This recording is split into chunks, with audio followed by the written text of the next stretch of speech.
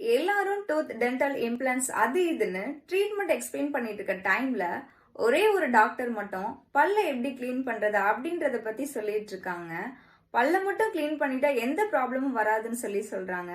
அது எப்படின்னு கேட்டப்போ, பல்லு கிளீன் பண்ணுறதுன்றது அழகுக்கான ஒரு விஷயமே கிடையாது. இருந்தாலுமே அது அழகு கொடுக்குதுனாலுமே அழகுக்காக மட்டும் அது பண்ணலை. அது ஒரு ஃபங்க்ஷனலான ஒரு விஷயம்.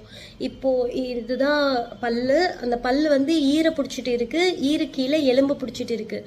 ஸோ நம்ம பற்காரை சேர சேர என்ன ஆகும்னா ஈரு கரைய ஆரம்பிக்கும், எலும்பும் கரைய ஆரம்பிக்கும்.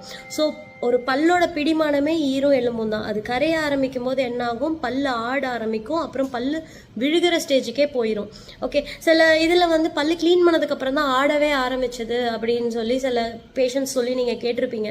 அது விஷயம் என்னன்னா, ஈர எலும்பு கரைஞ்சு அந்த பற்காரை தான் அதை பிடிச்சிட்டு இருக்கும். ஓகேங்களா, அந்த பிடிச்சிட்டு இருக்கிறது வந்து அவங்களுக்கு ஸ்ட்ராங்காக இருக்கிற மாதிரி அவங்க ஃபீல் பண்ணியிருப்பாங்க.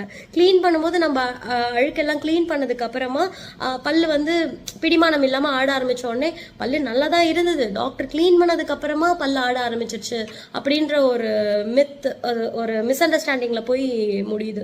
ஓகே, ஸோ ரெகுலராக பல்லு க்ளீன் பண்ணிக்கோங்க. ஏன்னா ப்ரஷ் பண்ணும்போது ஒரு செல்ஃப் கிளென்சிபிள் ஏரியா, நம்மளால் க்ளீன் பண்ண முடிகிற ஏரியாவில் மட்டும்தான் நம்மளால் ப்ரஷ் பண்ண முடியும். சில இடுக்குலலாம் வந்து டென்டிஸ்டோட இன்ஸ்ட்ருமெண்ட் மட்டும்தான் அங்கே ரீச் பண்ண முடியும்.